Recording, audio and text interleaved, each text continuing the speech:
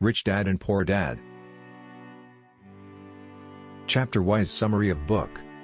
Rich Dad and Poor Dad. Chapter 2, Why Teach Financial Literacy.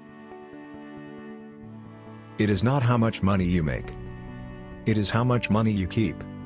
The chapter begins with the story of the richest men in America. The story is like this. In 1923, a group of greatest American leaders and richest businessmen held meeting at the Edgewater Beach Hotel in Chicago. Among them were Charles Schwab, head of the largest independent steel company; Samuel Insull, president of world's largest utility; Howard Hopson, head of largest gas company; Ivar Kruger, president of International Match Company, one of the largest company at that time; Leon Fraser, president of the Bank of International Settlements; Richard Whitney, president of New York Stock Exchange; Arthur Cotton and Jesse Livermore, two of biggest stock speculators; and Albert Fall, member of President Harding's cabinet. 25 years later, 9 of these titans ended their lives as follows. Charles Schwab died penniless after living for 5 years on borrowed money. Insull died broke in foreign land. Ivar Kruger, who was once president of one of the largest company, and Arthur Cotton, one of biggest stock speculator, also died broke. Howard Hopson, head of largest gas company, went insane. Whitney and Albert Fall were released from prison. Fraser and Livermore committed suicide. The author of this book, Robert Kiyosaki, wanted to tell with this story is that it is not how much you make money, but how much money you keep with you. Because these people were undoubtedly the richest people, but probably the greatest depression and great market crash of 1929, which happened just 6 years after they met, went broke. Today we live in times of greater and faster changes than those men lived. Today so many people are running just after the money, that they are not focusing on greatest asset, that is education. Hence the education is financial literacy, not our agrarian school system. Intelligence will solve money problem, and will generate more money. Money without financial intelligence is soon gone. We know so many stories of people who were poor. They won lottery and became rich. Soon they became poor again. They won millions and soon they were back to being poor. It simply shows that money without financial intelligence is soon gone. On a high level, rich acquires the assets with money. The poor and middle class will spend money on liabilities, which they think is an asset. For example, the rich will buy the luxurious car like BMW or Mercedes. As well, the middle and poor class will also buy the luxurious car. But the main difference between the two will be that rich will buy the car from the income which is generated by their assets, like rental income or dividends from stocks. Whereas the middle and poor class will also buy the luxurious car, but with their salary, which they would have invested to first buy assets like rich did, and then buy the car. See the difference yourself. So the simple rule is that you should know the difference between the asset and liability. You must buy assets. Well, you can have the literal meaning of asset and liability from the dictionary. But as per the rich dad, whose philosophy is to follow the KISS principle, keep it super simple, states the definition of asset and liability as follows. An asset put money in my pocket, and liability takes money from my pocket. Robert further explains you should divide the table in 2 parts. That is income statement and balance sheet. Income statement can be divided into income and expenses. Balance sheet can be divided into an asset and liability. Cash flow pattern of asset. Asset put the money in your pocket. That is, it should add the money in income section. Like asset can be rental property and which should put money in your pocket. Cash flow pattern of liabilities. Liabilities takes away money from your pocket in the form of expenses. For example, home loan, car loan. Now we will see the cash flow pattern of poor people. When the poor people gets the salary, their salary goes into expenses like taxes, rent, food, clothes, transportation. For poor people, salary comes and goes, and in the end, they are left with nothing. For the middle class person, the salary comes, but it first goes into liabilities like mortgage of home, car loans, credit card debt, and school loans. But for the rich person, the assets are their income. Like the real estate will give them rental income. Stocks may give them the dividend. Bonds will give them interest. And intellectual properties will give them royalty.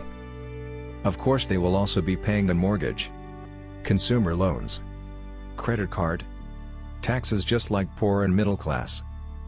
But the main difference is that the income which they earn first invested in the asset-producing machine.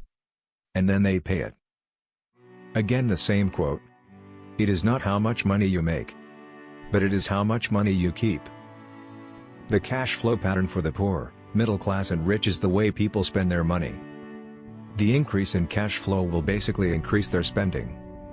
So generating money is not the problem. The highly educated person may be financially illiterate, because the school system have taught students on how to make money, but they haven't taught on how to manage money. You will see people that when they want more money, they will start working more hard, instead of knowing that how money can work hard for them. Robert also discussed typical story of how hard-working people set a pattern.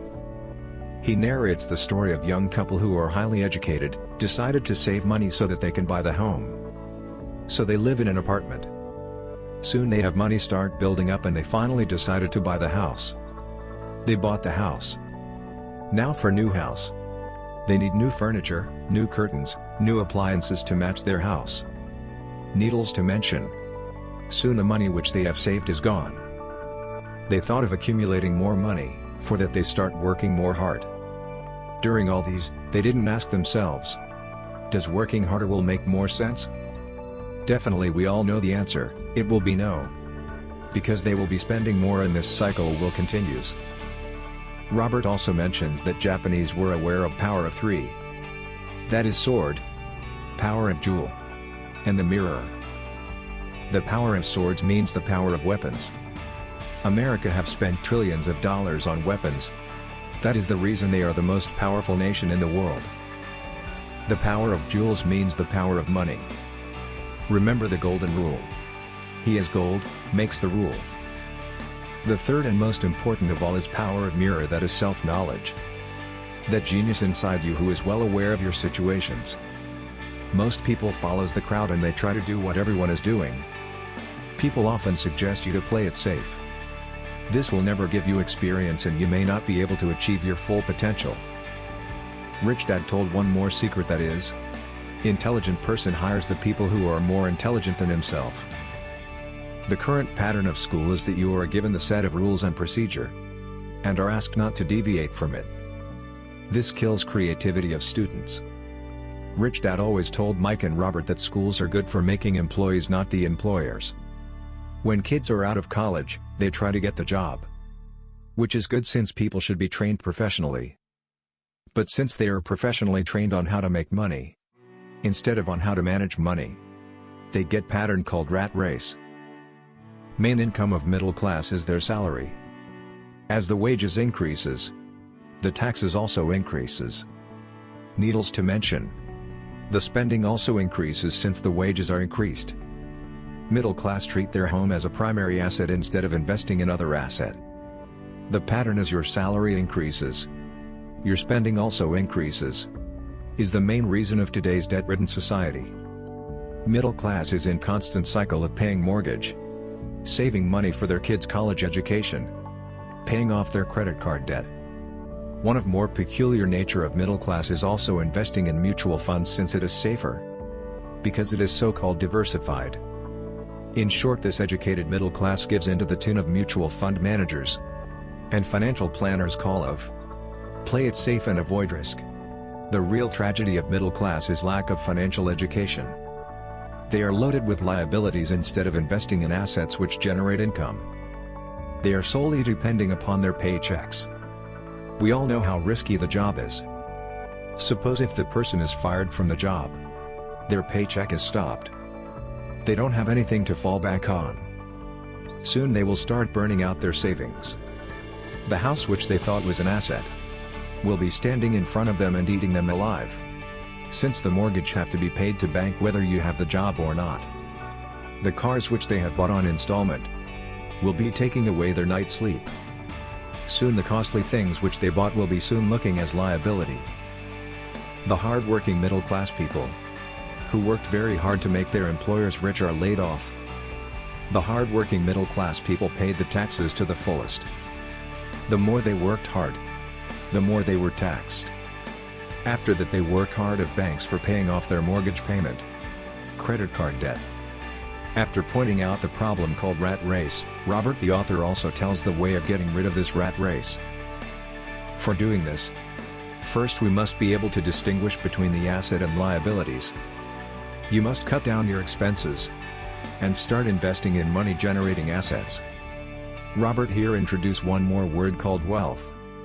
He defines wealth as: wealth is a person's ability to survive so many numbers of days forward. If I stopped working today, how long could I survive? Robert explains the difference between the wealth and net worth. Suppose your monthly expenses is $2,000. Your assets are generating $1,000. So you can survive for 15 days a month. This is called wealth. Now if assets generates the $2,000 which meets your monthly expenses, then you are wealthy, not rich. Just remember this thumb rule. 1. The rich buy assets. 2. The poor have expenses. 3. The middle class buy liabilities which they think is an assets. 4. This quote is from Alvin Toffler. The illiterate of the 21st century will not be those who cannot read and write, but those who cannot learn, unlearn, and relearn. 5. A person can be highly educated, professionally successful and financially literate. The end. And a summary of Chapter 2. Please leave a comment and let me know what you think about this video. Thanks for watching and please subscribe my channel.